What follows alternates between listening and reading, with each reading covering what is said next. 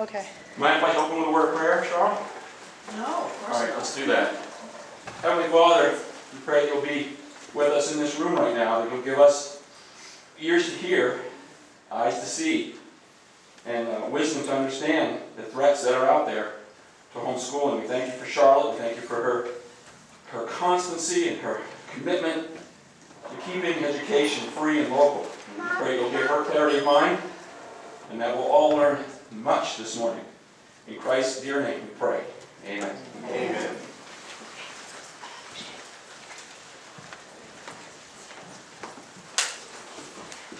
Hey, Tricia, everything okay? All right, before I start, I want to give Tricia a few minutes to explain something that even I was not too familiar with in regard to homeschooling and state requirements.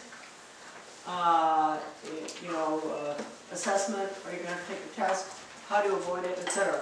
Okay, Tricia, if you would take over on that. I'll do my best. I'm wet, out of breath, and losing my voice. What I'm going to do, I'm going to give you plenty of time. I'm going to go back where we're at. Yeah. Right across from where Steve was, there's that little alcove thing. No, go through those doors there, there's one Oh, there. Thank you. Okay. I'll be back, folks. Some of you know me, some of you don't. I'm Tricia White. My husband and I run Guilford Christian Academy. We are a reporting agency for homeschoolers. There are two options in Maine for homeschooling. Can everybody in the back hear me? Yes. Okay. Option one is a letter of intent, and you report your children to the state. Then the state requires, at this point, an assessment at the end of the year. The assessment can be a portfolio review, a certified test, or a letter from a certified teacher. So if you were to homeschool this coming year, you would send in your letter of intent to the superintendent of the district that you live in, and then they put that in their file. Come, let's see, the following year, how's that? You would have to file a subsequent letter of intent and your assessment. So you put your assessment in and your new letter of intent at the same time the following year. The state can change its mind and change the rules, so you got to keep up on that. But with option two, which is what we are, they just changed our name to a recognized for attendance purposes private school. So we are a RAPS. Under option two, and for a RAPS you have to have 2 students in your school that aren't related, and then one of those families reports the students. We have 200 students in our school that homeschool through us. Each RAPS is like an individual entity, just like the private schools that you have in your towns, and they can set their requirements and their form of assessment, for lack of a better term. For us, we don't require an assessment. We require a progress report twice a year that shows that we are communicating between the families. So each RAPS can set their own guidelines. We choose not to. We want parents to have the freedom to homeschool the best way that they can without any boundaries. So those are the 2 options. We have a booth inside if anybody wants to talk more about that. I'm available. I'm trying to be available. Flag me down, stop me for a minute, but I'm really glad you guys are here. And you need to go back to your towns and share this with everyone, not just homeschoolers. This affects parents, teachers, and taxpayers. I've talked to a couple of public school teachers and they think it's a great thing, so. Charlotte. Well, nothing ever happens so providentially. Thank you for letting me off the hook for a few minutes. Thank you, Tricia, too, for having this conference and for including me. I have been for many years involved, not just in education, but Foreign Service, etc. for 20 years, and then I came back to the United States in 1970. And I was appalled where I saw at that point what was happening to our schools. So anyway, what I want to say is good morning and God bless all of you smart people. And thank you, Tricia, for inviting me to speak today. Now, I have key things for homeschoolers because most of my talk is going to be on how we got there. It has really little to do with homeschooling, but you're going to understand the big picture and how smart you are and that you've got to avoid a lot of pitfalls. So these are little messages for all of you from somebody who doesn't really understand the homeschooling situation that well. I'm not an expert on it by any means. Now, number one, and I probably don't have to say this to you, but it's good it's being recorded, so this can get out to other people as well. Do not accept, you could probably finish that sentence, any tax-supported services. No public school extracurricula, art, music, sports, nothing paid for with tax money. No free computers, no matter if they bring you the best apple you ever said and said this is free. No, nothing. And I spelled that N-U-T-H-I-N. Do I have to repeat that? Do you know why? That's tax money. What the federal, state, or local governments fund, finish that sentence. They will control. They control. All right, now, number two. This is in regard to charter schools. They are tax supported. There is no difference between a charter school and a public school except one does not have an elected school board.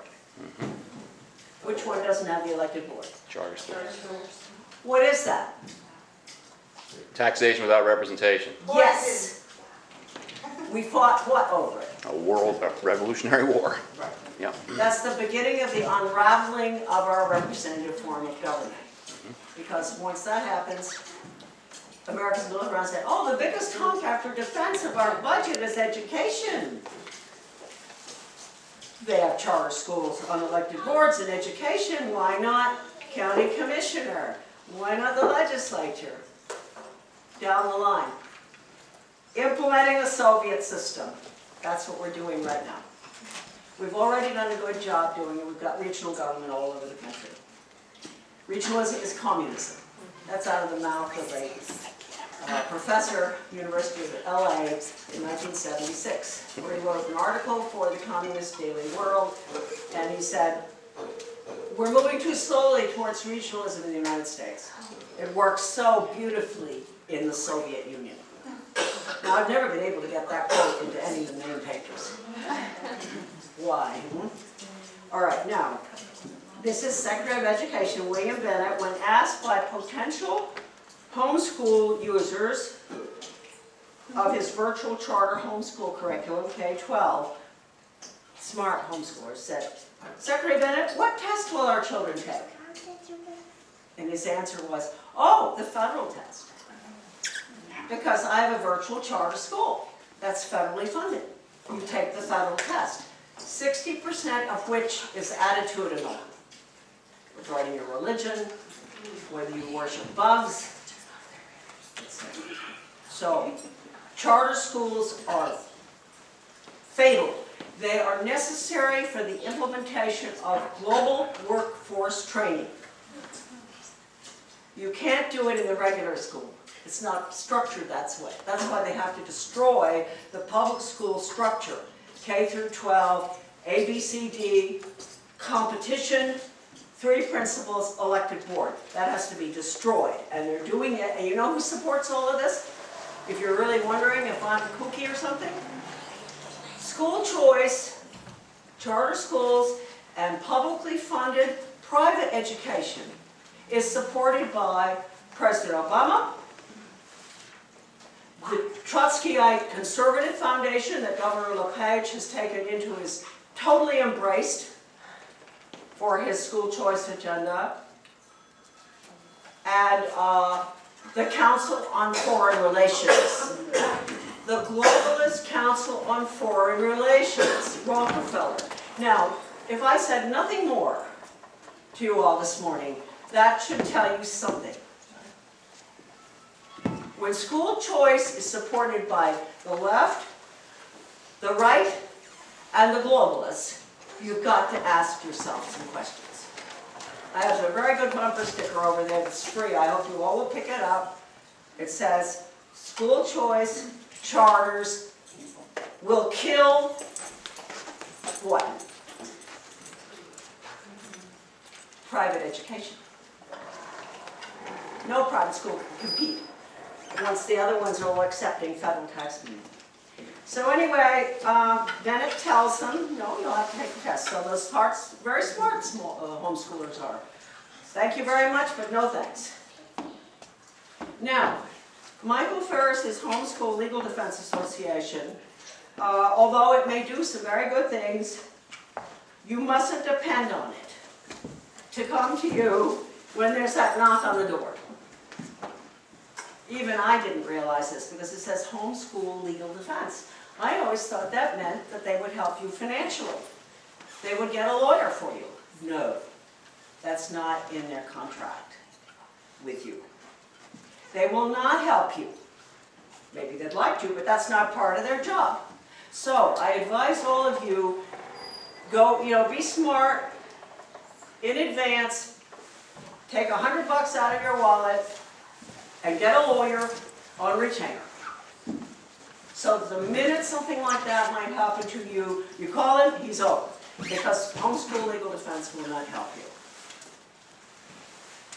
Now, I want to mention this last thing. As we know, school choice is the Trojan horse to bring us down into the collectivist, international, globalist, communist form of government that we're moving into very, very quickly. In fact, I think we're there. Now, they'll do it through school choice. They can't get the school to work agenda in without school choice. That's the vehicle. They've got to be able to get these little, and they will get you too, you see, the individual has to be identified. Because it's no longer a grade in school.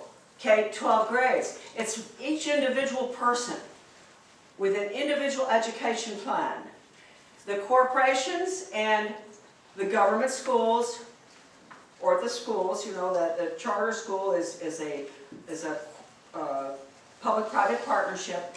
The corporations will determine what they need. We need, say, Bath Iron Works, for instance. They need 5 welders. So they go to the Bath school system and they say, we need to have 5 welders trained.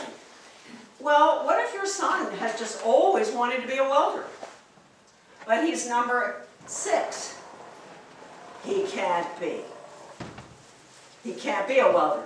Because as Professor Boyce from the University of Georgia says, in communist countries, they do not educate for jobs that don't exist. That's the quota system that's being put in right now. I wish our governor understood this, because he is deeply embedded with Maine Heritage.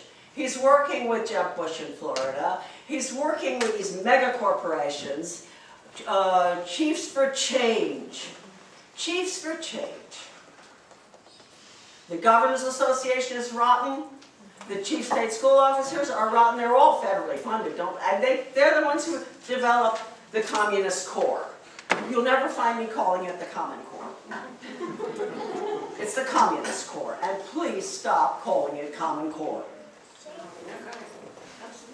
Now, for homeschoolers, this is important. When I was in the Department of Ed in 1980, when I went in as Senior Policy Advisor in the Office of Educational Research and Improvement, that's where all these rotten, values-destroying programs come from, I was in there, and I had orientation day for Charlotte, because they had a technology section, they had a school choice section, they had a values-destroying section. That was the National Diffusion Network, by the way, a little aside. Maine got the gold medal for accepting the most values-destroying programs from my old office of any other state in 1975. Maine, good for Maine. We're always, leader. Anyway, so Malcolm Davis, who's the head of the computer, Office of Libraries and Learning, he's taking me right. I said, Charlotte, because we were looking at software, computer software, and it was math. And it was NEA curriculum, and I looked at it and I thought, that's really pretty good, you could learn that at home. And he said, and listen carefully. Charlotte, in the future, everything, all education will take place in the home. But we'll always need the schools for socialization purposes. Yeah. Okay, don't forget that. The schools, oh, you see these Taj Mahals growing up all over here? Yeah. We made us pay for this stuff? You ever seen the one in Brunswick? Oh. What we pay, that's not for K through 12 education. That's for lifelong indoctrination under the umbrella of the unelected school board. It used to be called community education until we caught them. All of this on community ed, you might want to write this down, very important, is at my son's website, americandeception.com. You would do well to go into the education section and scroll all the way down through every document. These are official, hand-scanned, original documents coming out of the United Nations, UNESCO, the Department of Ed, OECD, original documents. But this one particular one, because this deals with lifelong learning, the Chinese communist system, which was borrowed from the Russians, and type in the name Feld, F for Frank, E Edward, L Larry, D dog. And you will see the plan for you and your children and grandchildren in the United States of United Soviet Socialist America. Remember, they didn't even call themselves communists, did they? They called themselves United Soviet Socialist Republic. United Soviet Socialist America, thank you, David Rockefeller, thank you, Heritage Foundation, right? And who's the other one? Heritage Foundation, thank you, President Obama. Okay, now, so he says that everything will take place from the home, and then he said, rather he didn't say it, but I found a grant. It was under President George Bush the first. This was a federal grant given to the Far West Lab. It was one of those New American School Development Corporation entities that President Bush set up for charter schools, basically. These were the first charter schools. They're international charter schools. They're in Russia, by the way. So anyway, I found this one. It was called Far West Lab, and it had just what I told you. So I know this is the plan. It had all the different services. It had the wheel. In the middle is the superintendent of schools. And it's connected by a computer for all the data collection, everything about you, right? Religion, sex, beliefs, politics, how many cows, whatever. And lo and behold, there was an arrow to the homeschoolers, hooked in by the computer. Now let me just say, the goal is for every single heartbeat on this planet to be in that computer. So you've got to understand that you're not exempt. And from what I've told you here, this is dangerous stuff. I'm so glad Tricia spoke to you about option 2. Thank you, Tricia. I want to know when I've been talking for half an hour, okay? I usually speak off the cuff, and everybody thinks I'm quite funny because I do that. But and I manage all right. But this time I've got so much stuff I want to get out to you all that I'm not going to speak off the cuff. I want to give you a historical timeline, so you'll believe something of what I'm saying. Now, look, the most important part of this historical timeline is this. and you can all come look at it. If you steal it, I don't know what I might do to you. So just remember that, okay? It's on my son's website, you can see that, it's been pulled all apart, but it is at AmericanDeception.com, and just type in conclusions or report. Actually, it's called Conclusions and Recommendations, Report of the Commission on the Social Studies, American Historical Association, 1934. Now, I could not show you any other documents, this is all you need. People would say, oh, well, that's 1934, she's an old lady, you know, it's 2013. What a waste of my time to come to this dumb conference, huh? No. Every 5 years, the Carnegie Corporation has put money into just about everything you can imagine. The National Assessment, the National Governors Association, the Education Commission of the States, the School to Work that came in under my office. In fact, Ronald Reagan, St. Ronald, that first 4 years, I was in there in that office. Everything. School choice, computers, better education skills through technology. I got fired for that one because I leaked the major document sending the computer software in every area of education out to all the states. And I just thought, well, you know, plus I got really upset, more so. I had been a local school board member in Camden. The liberals hated my guts. I knew they detested me for 22 years. But anyway, it was the, when I was in, I was trying to remember what I was saying there, the local board was something important there, and I'm sorry. You were saying every 5 years, the Carnegie puts Yes, into- every 5 years. The Education Commission of the States, the National Assessment, and I was just trying to think of it. It was all those different things in my office. There were several things, and I can't really remember right now, but everything that you are, no grades, individualized education, partnerships. Ronald Reagan was responsible for the changing of our economic and political system from a free market system with elected boards to corporate fascism. I was the liaison with the White House on that. And I asked them at the time, no wonder they got rid of me, I asked them, what are you doing? I said, you know, I'm not particularly literate, but when you merge the public and private sector, isn't that corporate fascism? Yep. And they said, oh, I don't know what anybody thought. Well, that was Reagan. Ed Meese, you probably maybe heard of him. Caspar Weinberger, surely heard of him. Didn't he live in one of the islands out here?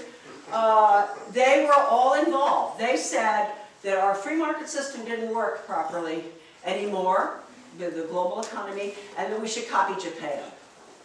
And that is when the system broke. That's when they were able to move ahead with public-private partnerships and school to work. The whole agenda came out of my office. They had the nation at risk thing, which was, you know, the dialectic. Create the problem, people scream. The dumbed-down problem, people scream. Impose a solution. And that report itself was not accurate. There were statistics in there in 1981 about American education that were flawed. American education was pretty good back then. And an admiral, I can't remember his name, asked the Zambia outfit, which does, you know, research, etc., to check on the statistics in the Nation at Risk report, and they were very flawed. There was no reason. They were telling us, you know, that if a foreign country had done this, it would be the equivalent of war and all this stuff in order to move us into the individual education plans, no K through 12, etc. That program is being piloted in Maine, by the way, in several places, under the Reinventing School Coalition. And that is an international program. And the school up in Alaska that piloted it initially got the Malcolm Baldrige Total Quality Management Award. Now, what does that tell you? Your child can graduate at 14 or 21. That's the new education system. See, it's school to work. It has to do with his talent at whatever he's doing. they've got an amount of money on him too. So anyway, my office was key to what you're looking at today. All the goals, they call it Common Core, all the goals came out of my office earlier on in 1978. That little book, Back to Basics, very important little book. I'm sure it's going to sell out. I don't have any left, but I brought about 10 copies, and it's all in that little book. That little book was boycotted. Charlotte, my middle initial is Charlotte Boycott Iserbyt. I wrote the little book, the 39-pager, Back to Basics Reform, or Skinnerian. That's Pavlov, dog training. Like, go to the doctor, you know, he wants to check your reflexes, put your knee up, he has a hammer. No, that's not education. That's what they're putting into the schools all over the world, and they've got the computer to work with them. The computer is very effective, and even computer scientists in education, I have a paper with me, if you all want to look at later, in 1972, 100 of them, over a period of a year, did a study of computer-assisted instruction. And then they wrote this paper, and they said it's very dangerous. But they still support it. The Project Best that I got fired for was out of that office. But they said, you have to be very careful. If you do not agree with the message on that software, in good conscience, you do not do it. Computers can brainwash. Through Socratic questioning, they can bring you in any way. It could be the 10 Commandments. I say, I don't want my dog. I don't want anybody trained in that way. I don't want the 10 Commandments taught that way. No free will. We're animals. No free will. That's training. It's not education. Right, right. And C.S. Lewis said it very well. When what we're getting, thank you, Governor LePage, and I have to say that, what we're getting here in Maine is training, not education. Right. And Lewis said, C.S. Lewis, the great English writer, said, when training beats education, civilization dies. And that is going on all over the country. Major players are the corporations, Bill Gates, Pearson, they're all in on it at the trough to get the money. And I've tried to get this out, but the main media will not publish any of this. Hey Tricia, Yes, how much time do I have? half an hour. I have half an hour left? Oh, good, okay. All right. Now, also, I want you to understand, you will probably all have computers. I love mine. But I only use it for research.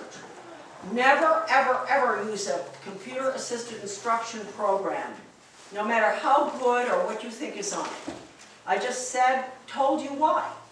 Even if it's the 10 Commandments. There's no thinking going on there with computer-assisted instruction.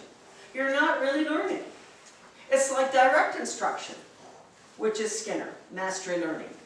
And direct instruction is, the conservatives have been pushing that. They got the Reading Excellence Act passed so that they could get their direct instruction into all the homeschools and the inner city schools. They've been experimenting with inner city children since 1965 with the Skinner method.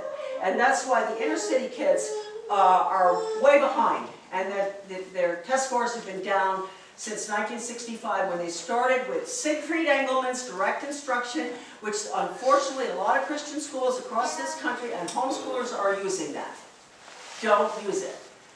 It used to be called accelerated Christian education, you may know that. But just do not use the computer. If you have a computer and you want to use it for research, fine, I love it. I don't know what I do. I mean, you know, if I want to know whether a certain kind of cat food is going to be okay for my dog, you know, I'll go on the computer. I'll say cat food for dogs, you know, and it pop up and say, don't do that. You know? So no, but so I love computers. I couldn't live without my computer, but do not use it for instruction. Now we will go.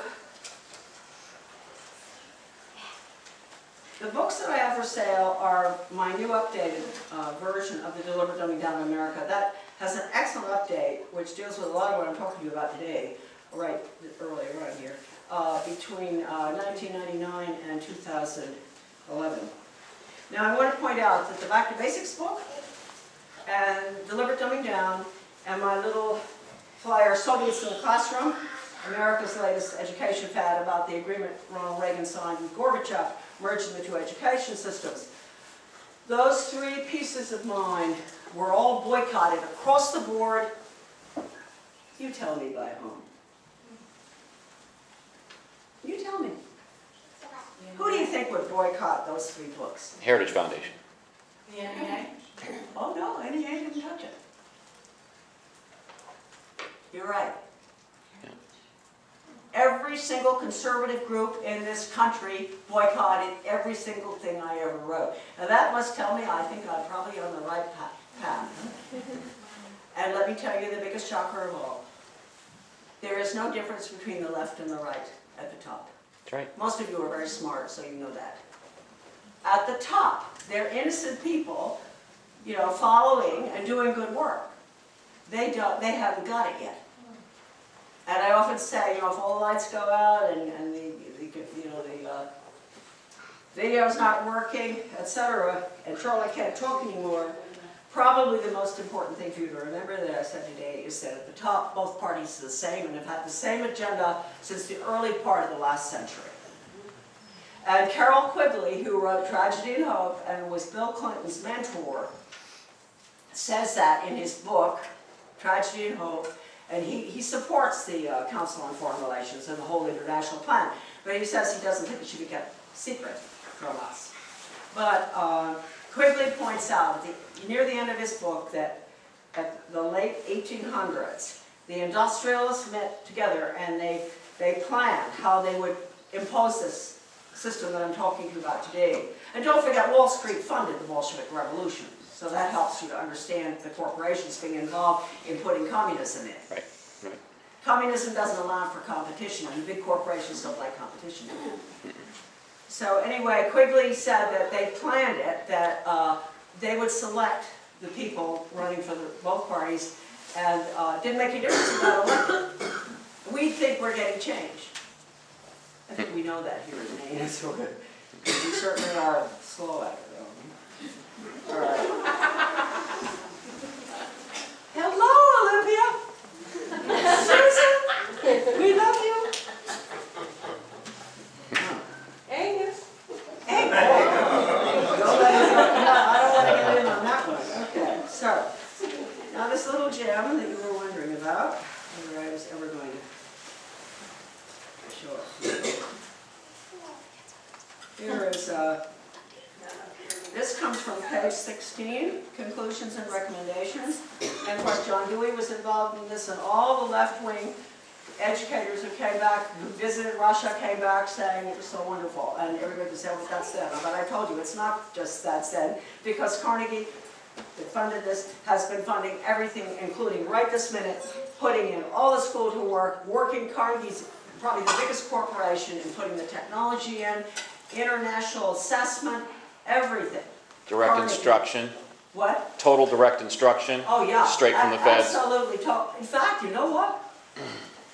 David Homburg, who was the president of the Carnegie Foundation for the Advancement of Teaching, about 15 years ago, he signed the agreements with the Soviet Academy of Science in 1985 when Reagan signed the agreements with Gorbachev.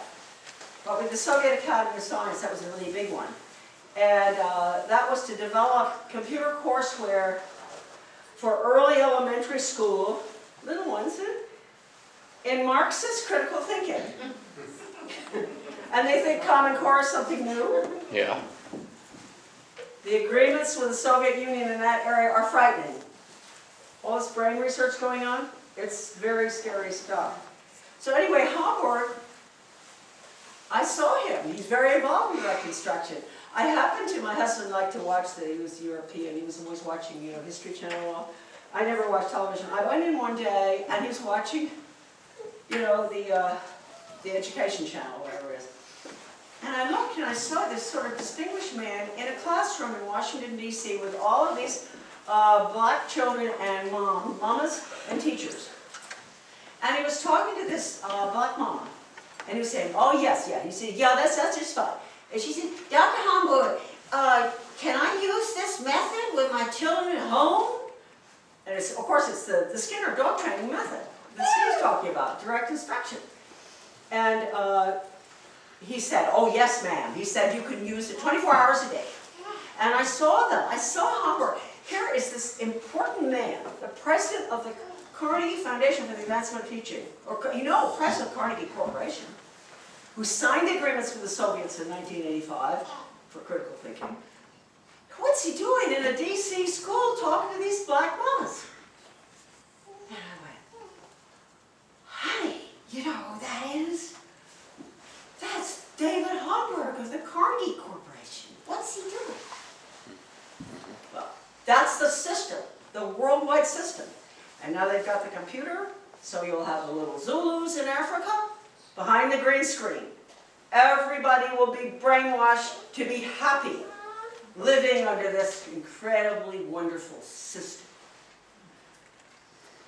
So here we are, page 16. Under the molding influence of socialized processes of living, drives of technology and science, pressures of changing thought and policy, and disrupting impacts of economic disaster. Ooh, we've had it, haven't we? There is a notable waning of the once widespread popular faith in economic individualism. And leaders in public affairs, supported by a growing mass of the population, are demanding the introduction into economy of ever wider measures of planning and control. Now, cumulative evidence supports the conclusion that in the United States, as in other countries, the age of individualism and laissez-faire in economy and government is closing, and that a new age of collectivism is emerging. This is 1934. As to the specific form which this collectivism, this integration and interdependence will take in the future, the evidence at hand is by no means clear or unequivocal. It may involve, okay, I hope all of you will be turning up at these hearings that we have against Sustainable Development, Agenda 21. How many of you were at that hearing? Hands up, 1, 2. I was. That's not enough. That's not enough. But we had a lot of people there, but the media said we were all kooks. Didn't get out of committee, okay? So the evidence at hand is by no means clear or unequivocal. It may involve the limiting or supplanting of private property by public property, or it may entail the preservation of private property, extended and distributed among the masses. Most likely it will issue from a process of experimentation and will represent a composite of historic doctrines and social conceptions yet to appear. Almost certainly it will involve a larger measure of compulsory as well as voluntary cooperation of citizens in the conduct of the complex national economy, a corresponding enlargement of the functions of government, and an increasing state intervention in fundamental branches of economy previously left to individual discretion and initiative, a state intervention that in some instances may be direct and mandatory, and in others indirect and facilitative. In any event, the Commission is convinced by its interpretation of available empirical data that the actually integrating economy of the present day is the forerunner of a consciously integrated society in which individual economic actions and individual property rights will be altered and abridged. I wish I had someone here from Carnegie today to talk to you all about that. They are schools of work, they are school choice, they are charter schools, they're everything that I'm talking about. I'm really sorry to have to bring you this news, but I think most of you probably suspected some of this. So anyway, Mark Tucker was in my office too, and he went on. You see, the Reagan years were the key years. I'll just point this out. The Democrats from 1965 to 1980 were in charge of the destruction of our children's values. Through death ed, sex ed, bullying ed, you name it. Every program you could think of that you did not want in the schools, if you were smart. I was a local school board member, voted against all of them. And a marvelous teacher called me one day. She was a master teacher, and she said, Charlotte, you're really on target. I didn't know whether I was or not. I just felt, having lived around the world and seen what goes on in communist countries, I smelled rats. And so I was voting no on everything. That's good, you know, anything that's federally funded, vote no, even if it's perfume. So I just voted no without even knowing what the goals were. And then she said to me, I want you to go for some training up in Searsport, Maine. And she said, I'll pay for it. It's $100. And I said, what is it? She said, well, it's innovations in education. Okay, so I said, okay. Because I thought that's where I was looking at my own school district. I really was. I think we were a pilot, for one of the pilots for the rest of the country. And so I went. She paid $100 for me. That's a lot of money back then. Now. And they had the facilitator. He came out of the University of Michigan, and he was using a great big book, big fat thing that we got. It was lucky we got a copy for that $100. Called Innovations in Education, a Change Agent's Guide. And in there, he taught us how to get all these horrible destructive programs in the area of values, sex, drugs, everything. How to sneak them in. How to go up against how to identify the resistors. Well, I thought, that's interesting. I'm a resistor. I am being taught how to identify myself. They didn't know I was. How to go to the important people in the community. You know them all. Rotary, Chamber of Commerce, Garden Club. Nice people. They don't even know how they've been used.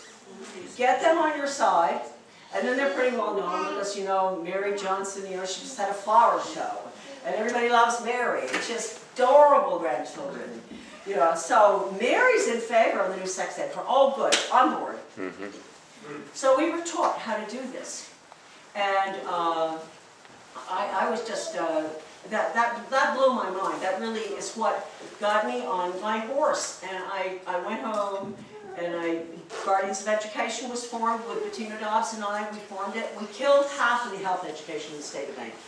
I only found that out when I got into the department. I got into the main file in my office, and I saw a letter from the Commissioner Reynolds, written to Senator Snow, in regard, because somebody had contacted Snow in regard to this horrible health education. It taught the three kinds of sexual intercourse, right? Man, woman, and with animals.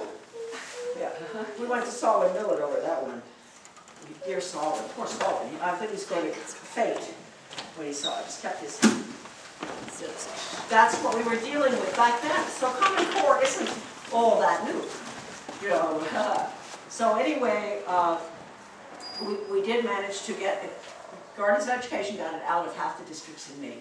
Bettina and I had a lot of good Mainers. Back then, we had really some pretty activist people. What year was that Searsport meeting, approximately? Searsport? Yeah. What year was it? Yeah. 76?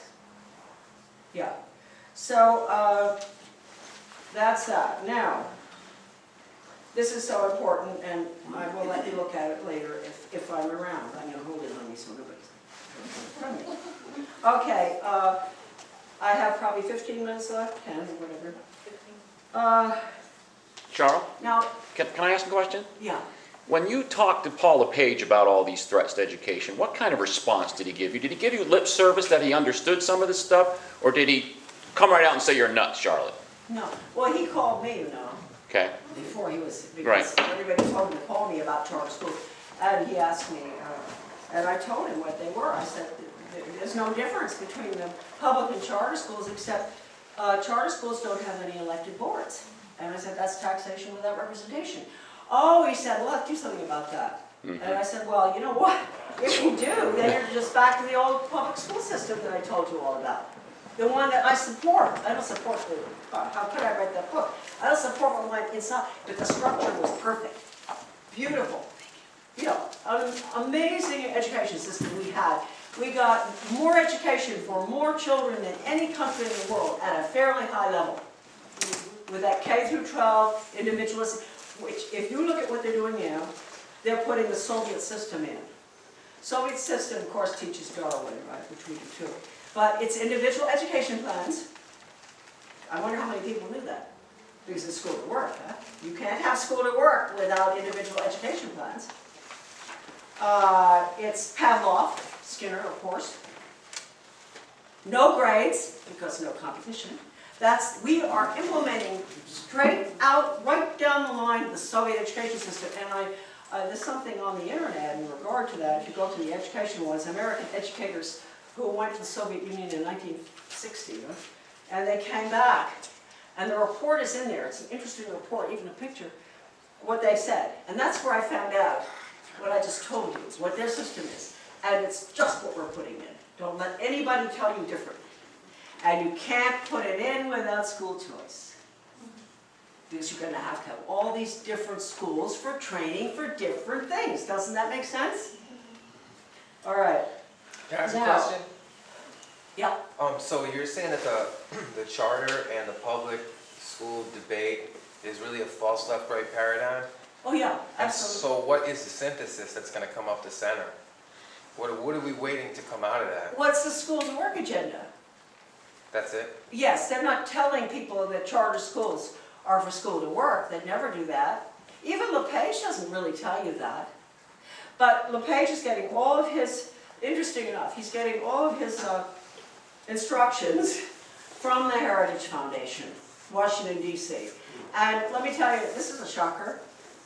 Who do you think drafted the North American Free Trade Agreement? Just gonna fall on the floor. I see Steve's got it. Carlyle Group? The Heritage Foundation. A great Clever. conservative organization. Clever. Yeah. Yeah, NAFTA, you lose hundreds of thousands of jobs, and then Heritage can come in supporting the school to work for a different kind of economy. Don't forget, Richard Allen was the one who drafted the North American Free Trade Agreement. That's in my big book, if you want the quotes from it. My big book, by the way, if you can't afford it, is a free download at deliberatedumbingdown.com. 750 pages. You could cut and paste and send all this evidence on to school board members, whoever. Yes, yes, Sam. I understand how individual program is school to work. And I understand why it's communistic. But I couldn't explain it to someone who didn't. I feel it, I get it, but I couldn't explain it. Probably couldn't even explain to my husband why individual education is bad. Well, it isn't, you know, all of us sort of fell for it. They started out with special Sounds ed. wonderful. It started out with special ed. Yes, it does, but individual education does away with any competition, really. You're competing with yourself. It's the individual American they want to get rid of. John Dewey was all in favor of that. You know, Rudolf Steiner schools, etc. You know, the movement for open education, all this is Child-centered, sure. child-centered, Yep. progressive education. There's no competition really there. They really allow it, and it's the competition they had, the rugged individualism. I think there's a quote on that from one of our old timers way back. I think, was it John Dewey who said, rugged individualism of the American has to go. Well, that's what we built our country on. Great education system up until 1965. They had to destroy it. The plans were made in 1934. This was the first project for outcomes-based education. Took place under Carnegie in 1934. It was called the 8-year study. Yeah. Based on all your knowledge of how they've operated over the years, Charles, what do you see as being the gravest immediate threat to homeschoolers with regard to getting them to adopt this workforce training system? Well, the homeschoolers, as Tricia, I mean, you've got to stay out of any involvement at any level of government, any funding, etc. I mean, then you will not have to take the assessment. Does the Common Core include a plan for homeschoolers that we haven't heard about? Well, yeah, if the homeschoolers are dumb enough to sign up, the first option, whatever it is, yes. Okay. They want, I just So told you. vouchers and... Absolutely. Okay. Vouchers, for instance, Chamber of Commerce in 1945 supported the UN They were very much in favor of the UN. And vouchers. Remember that. Chamber of Commerce, now ask yourself, why would they support vouchers? Does that have to do with school to work? What's about you? It does, doesn't it? Because that's jobs. Chamber of Train your child Commerce. wherever you want, including at home. So we have so many Take the people, money. groups out there that have not, we thought were good, and they're not. When it comes to, 90% of them are fine. You know, I mean, that's the thing, that you've got that, it's sort of like the order at Yale.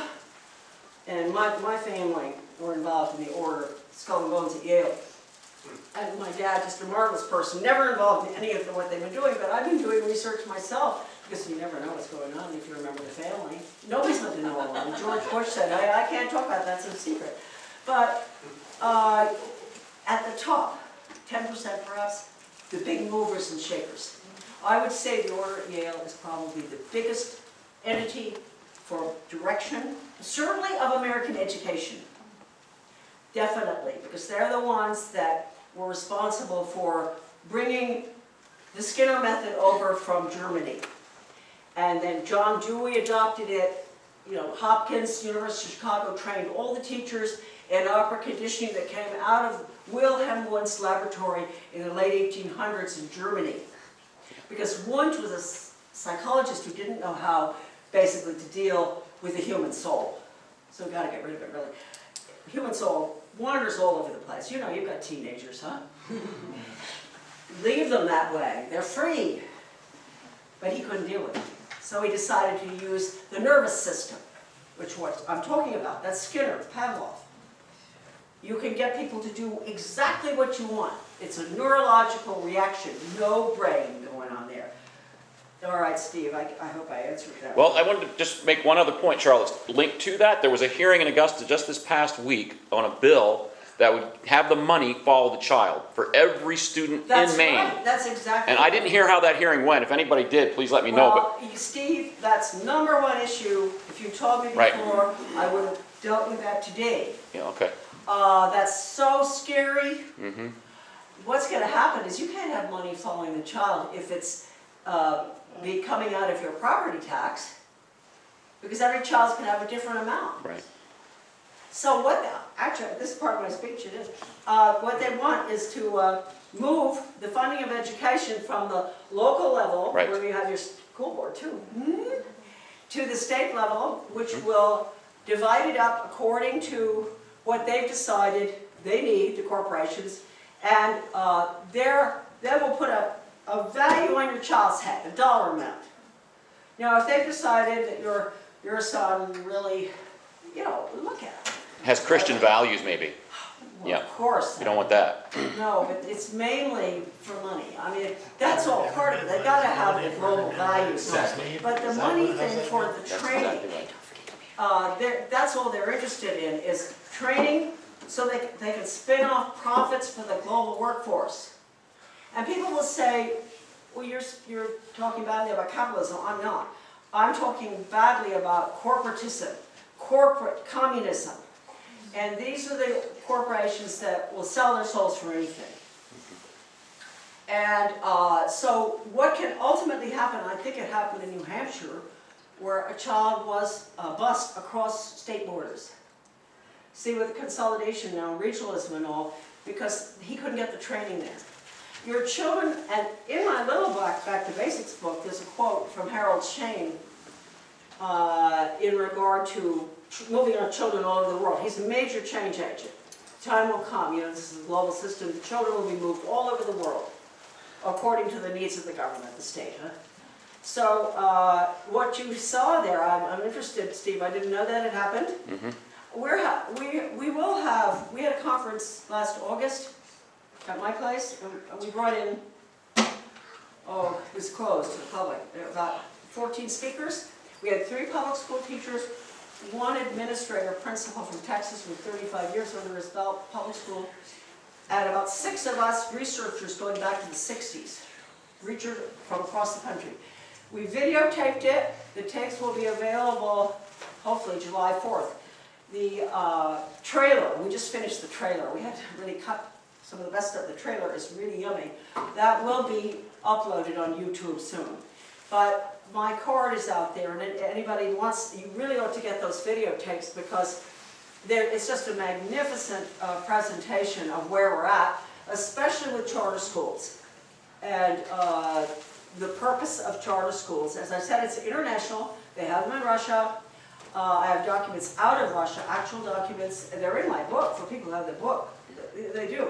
And if you look under effective schools, EFF, look under all the effective school research in my index, and you will see all the research going on with the Russians in regard to, actually one of our change agent educators said it sounded sort of scary to him. It is. This brain research is very scary. Yeah. Is there a place online or whatever that gives like a single page or two-page outline of what Communist Core is doing or intending to do? Is there like a plan that they've laid out and it can be summarized in 1 or 2 pages for easily understanding all the fronts they're attacking? It sounds like every front is being attacked. Every Look, front. I suggest you go back to the old research. Too big. The Common Core is nothing new. Everybody seems to think it's new. It isn't. It's been, if you look at my book, look at the goals collection that we unearthed from 1976 out of Oregon. And it says right in there will be no more content because things change. It says you will have values clarification. It's all there. I have that document. This is all old stuff. So all you have to, critical thinking, people have fallen for that. Yeah. Critical thinking is Paulo Freire, the Brazilian educator. It's Marxism. Lenin really coined the word. Yeah. Critical thinking is when everything is changing, nothing is absolute. Everything is evolving. That is communism. Yes, Steve? The Common Core, let me just suppose this is the way it's going to happen. I'm not sure this is the way it's going to happen. Yeah, but there are so many elements of the federal Common Core that are value-oriented, Charles.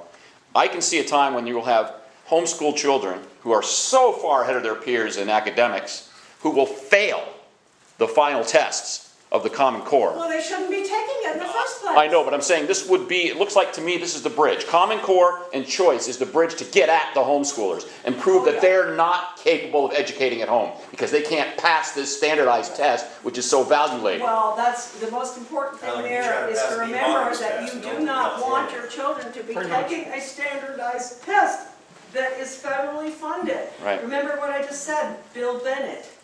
He's meant to be the great values guy. He wrote the book on values, right? Virtues. Education czar. The education czar. And so smart homeschoolers like you all ask him, what's the test? And he has to admit to them because it's a computer charter school, virtual. He has to admit, oh, you have to take the national assessment because it's federally funded. Yeah. So you have to, every time you get involved in a discussion of assessment, whether you're a school, you're a private school or whatever, homeschool, you ask, where did the money come to fund this? Where were the, you don't even have to ask where the standards were developed. Don't even bother. Just say, who funded this assessment? Right, right. No, don't even do it that way. Just say, did tax money go into here? Because they're probably going to tell you the chief state school officers or the National Governors Association, and you're going to think, oh, they're okay. They aren't. But you want to know if tax money went in there, because I know I'm going over. Charlotte will be available for questions. She has a nice comfy little booth in the hall, so we have another one coming in like 15 Just, minutes. can I just say one thing, Charles, to kind of wrap up from the radio host perspective, Yeah. okay? You heard this morning a 15-minute infomercial on supposedly the conservative radio in Maine, Clear Channel, 103.9 and whatever it is, for charter schools, Charles. They had this gal from Minnesota on there lecturing us all on the need to follow Minnesota into charter schools. Not once did they ask her, oh, okay, well, who funds you to go around the country and push charter schools? Oh, well, you've got to understand. The charter schools came out of Minnesota.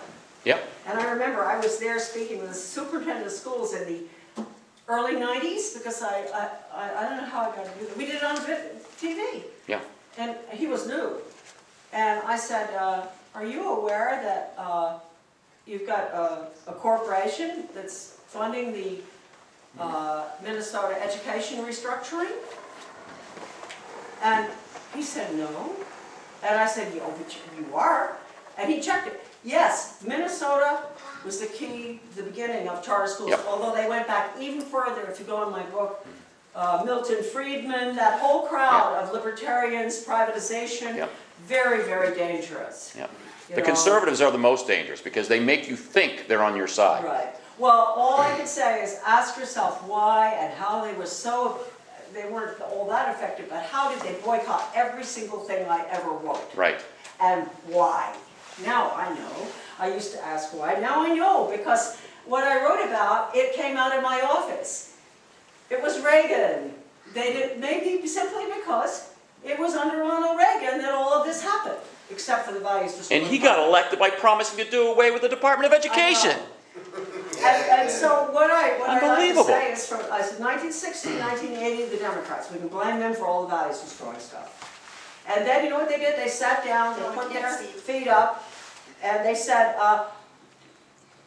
now we're going to pass it over to the Republicans. Their job is to destroy the present system and implement the Soviet system, which was, let me get this in, is the video off? It's too bad if it is. In 1953, you had the investigation of the tax-exempt foundations, and Norman Dodd was the research director, and I knew him. He had to go up to New York, have an interview with the Ford Foundation head, Rowan Gaither, in regard to the foundations spreading all their money into education, Marxist education, which was Common Core, is nothing new. Okay, so Gaither said to Norman Dodd, we don't make our agenda here. We don't decide how we're going to do it. We get it from the White House. And the White House has instructed us to use our money to change America so it can be comfortably merged with the Soviet Union. That is absolutely true. And don't think it's dead, it isn't. That was all a phony fall. Okay, Yeah. that's enough for me now. I didn't even get into my speech. See, I did just chit chat.